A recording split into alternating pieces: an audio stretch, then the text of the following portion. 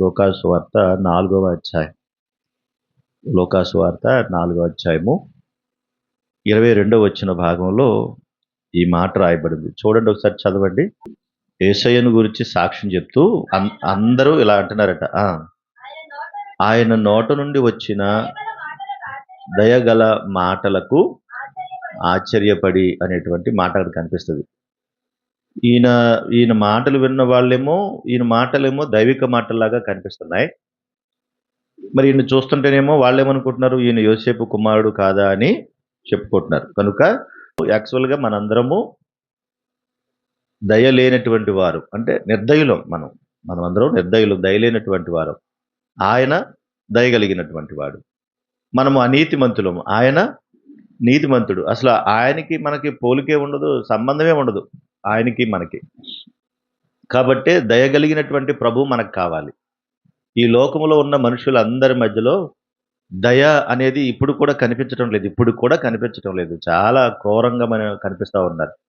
అందుకే ఆయన ఏమన్నాడు, దయగలవారి ఎడల దయ చూపుతాను అన్నాడు, కఠిన నెల వికటము చూపిస్తాను. అంటే ఎవరైతే దయగలి ఉంటారో వాళ్ళ మీద దయ చూపిస్తాను. అది ఆయన చాలో, ఎక్కడ కఠినత్వం చూపించాలో ఆయన చూపిస్తాడు. దయ ఉన్న చోట కఠినత్వం కూడా ఉంటుంది, ప్రేమ ఉన్న చోట గద్దింపు కూడా ఉంటుంది. కనుక అది ఆయన లక్షణం. అయితే యేసుక్రీస్తు ప్రభువారిలో ఉన్నటువంటి దయను ఎందుకు మనకి చెప్తున్నాడు ఆయన అంటే, మనం ఎలా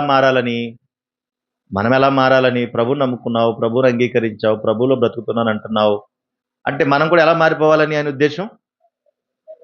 ఆయన దయగలవాడైతే మనం ఎలా మారిపోవాలి? మరి మనం కూడా అలా మారిపోవాలన్నది కదా ఆయన ఉద్దేశము. చూడండి మరొక మాట, ఎఫెసీ పత్రిక 4వ అధ్యాయము 32వ వచన భాగం కూడా చూడండి. ఒకని ఎడల ఒకడు దయగలిగి ఎలా ఉండాలంటున్నాడు? కరుణా హృదయులై క్రీస్తునందు దేవుడు మిమ్మును క్షమించిన ప్రకారము మీరును ఒకరినొకరు ఏం చేయాలంట? క్షమించమంటున్నాడు. అసలు ఎంత బాగుందో చూడండి మాట. ఈ క్షమించే గుణం ఎందులో నుంచి రావాలంటే దయలో నుంచి రావాలన్నమాట. ఆ మాట అందుకే చెబుతున్నాడు, ఒకని ఎడల ఒకడు దయగలిగితే ఏమొస్తుంది? క్షమాపణ వస్తుంది, క్షమించే గుణం వస్తుంది. దయ లేకపోతే ఎలా వస్తుంది? ఈ క్రీస్తు యొక్క ప్రేమ, ఆ దయ మన లోపలుంటే మనకేమొచ్చేస్తుంది? క్షమాగుణం వస్తుంది. అప్పుడు వెంటనే ప్రభా నువ్వే క్షమించావంటే నేనెంతటి వాడిని అనిపిస్తుంది అన్నమాట. అది క్షమాగుణం. ఆ క్షమాగుణంలో ఎలా రావాలంటే అది దయలో నుంచి రావాలి. దయ లేకపోతే ఏమీ జరగదన్నమాట. అంతేకాదు ప్రభు మన పట్ల చేసిన కార్యం ఏంటంటే, హెబ్రీ పత్రిక చూద్దాం. హెబ్రీ పత్రిక 8వ అధ్యాయము 12వ వచనం కూడా చూద్దాం. చూడండి, హెబ్రీ పత్రిక 8:12 చూడండి. ఆ మాట కూడా, నేను వారి దోషముల విషయమై దయగలిగి వారి పాపములను ఇక ఎన్నడూనూ జ్ఞాపకం చేసుకొననని ప్రభు సెలవిచ్చున్నాడు. ఎలాగా? ఒకవేళ ఇప్పుడు ఈ మాట ప్రకారం మనం ఆలోచిస్తే, అవతల వాడు మనల్ని తిట్టాడు, మనం కక్ష పెంచుకున్నాము సహజం. మరి ఈ కక్ష దేవుడు పెట్టుకుంటే, మన ప్రభు పెట్టుకుంటే, మన మీద కక్ష పెట్టుకోవడం అనుకోండి, యేసుక్రీస్తు ప్రభు వారు దేవుడు మన మీద కక్ష పెట్టుకోవడం అనుకోండి, ఎప్పుడుకి తీరుతుంది ఈ కక్ష? ఎందుకు అంటే, పుట్టిన నాటి నుండి ఇప్పటి వరకు మనం ఎన్ని చేస్తున్నాం? అక్కడ దాకా ఎందుకు? ఒక్క రోజులో ఎన్ని చేస్తున్నాం? ఒక్క రోజులో ఎంతమందిని తిడుతున్నాం, ఎంతమందిని దూషిస్తున్నాం, ఎన్ని అబద్ధాలు ఆడుతున్నాం? ఒక్క రోజులో చేసినట్లకే క్షమించకపోతే, మనం పుట్టిన నాటి నుండి చేసే పాపాలకు, భయంకరమైన పాపాలు, అబ్బాయి నేను ఏ పాపం చేయలేదండి, ఎవరిని పళ్ళెత్తి మాట అనలేదండి, అసలు నేనండి అసలు అమ్మో హాయ్ అంటే నీ మనస్సాక్షిని అడుగు, నువ్వేం చేసావో చెప్తుంది కదా. ఎవరో మన మీద సాక్ష్యం చెప్పేది ఏంటి? మనం మనస్సాక్షి చెప్పదా? ఒరే పుట్టినరోజు దగ్గర నుంచి, అంటే నువ్వు పుట్టినప్పటి నుంచి కూడా ఇప్పటికి నీకు ఎన్ని సంవత్సరాలు వచ్చినాయో, నువ్వు ఎన్ని పాపాలు చేసావో చెప్పరా అని ఎవరు అడుకోవాలి? మన మనస్సాక్షిని అడుక్కుంటే అది చెప్తుంది, ఇదిగో నువ్వు చిన్నప్పుడు ఇన్ని పనులు చేసావు, ఎదిగిన తర్వాత ఇన్ని చేసావు, నీ వయసులో ఉన్నప్పుడు ఇన్ని చేసావు, నువ్వు బ్రతుకుతున్నప్పుడు ఇన్ని చేసావు, ఈ పాపాలన్నింటినీ కూడా నేను లెక్కిస్తే గనక ఒరే తూచి నిన్ను పక్కన పెడితే అసలు నీ బతికేమవుతుందిరా అని దేవుడు అంటే, మనం అందరం కూడా చచ్చిపోవాలి. నేను క్షమించనంటే చచ్చిపోవాలి. మరి బాల్యము నుండి ఇప్పటి వరకు చేసిన వాటిని క్షమించకుండా దేవుడే మనసులో పెట్టుకుంటే మన బతుకు ఇంక అంతే కదా, భయంకరమైన పాతాళమే, అగ్నిగుండమే కదా.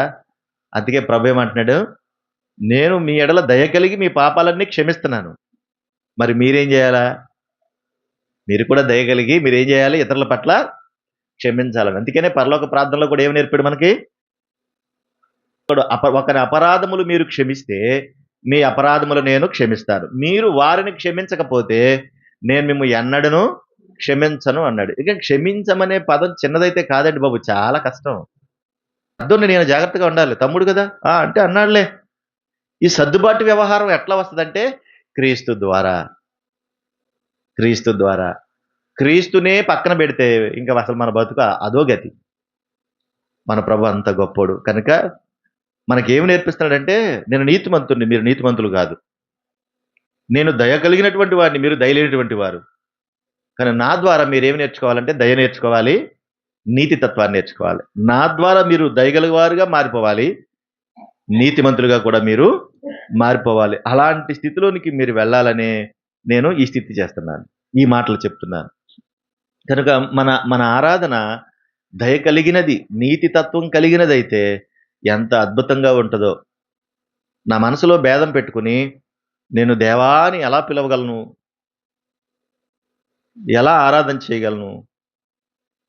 ఒక వ్యక్తి మీద కోపం పెట్టుకుని నువ్వు ఎంత గొప్పడువో అని నేను ఎలాగలను? అప్పుడు ప్రభు అంటాడు, వేషధారి, నువ్వు ఆ సున్నం కొట్టిన సమాధిలా ఉన్నావు కదా, పైకేమో ప్రభు అంటున్నావు, లోపల కక్ష అంతా అట్లనే ఉంది, ఎట్లరా నేను క్షమించేది అని ఒకవేళ ప్రభు అంటే మన స్థితి ఏమైపోద్దో కదా. కనుక దేవుడు ఈరోజు మనకు నేర్పించిన పాఠం అదే. ఆయన దయగలిగిన వాడు. మనం ఎట్లా ఉండాలంటున్నాడు? దయగలిగిన వారుగా ఉండాలి. చివరి ఒక మాట చెప్పి ముగించేస్తాను. 6వ కీర్తన 36వ కీర్తన 36వ కీర్తన 9-10 చరణాలు చదువుతున్నాను చూడండి. నీ యొద్ద జీవపు ఓట కలదు, నీ వెలుగును పొందియే మేము వెలుగును చూచుచున్నాము. నిన్ను ఎరిగిన వారి ఎడల నీ కృపను, యథార్థ హృదయుల ఎడల నీ నీతిని ఎడదెగక నిలుపుము. నిన్ను ఎరిగిన వారి ఎడల నీ కృప ఉండాలి, యథార్థ హృదయులందులు నీ నీతి ఉండాలి. అది ఎడతెగక ఉండాలి. ఎందుకు అంటే నీ యొద్ద జీవపు ఓట ఉంది. జీవపు ఓట ఉంటే ఆ ఓటలో నుండి ఎల్లప్పుడూ ఏమొస్తుంది బయటికి? జీవమే కదా వచ్చేది. కనుక ఆ జీవాన్ని మనం కలిగి ఉంటే మన హృదయంలో నుంచి ఎప్పుడు కూడా ఆ జీవపు మాటలే బయటకు రావాలి. ఇది దేవుడు కోరుకుంటున్నాడు. రండి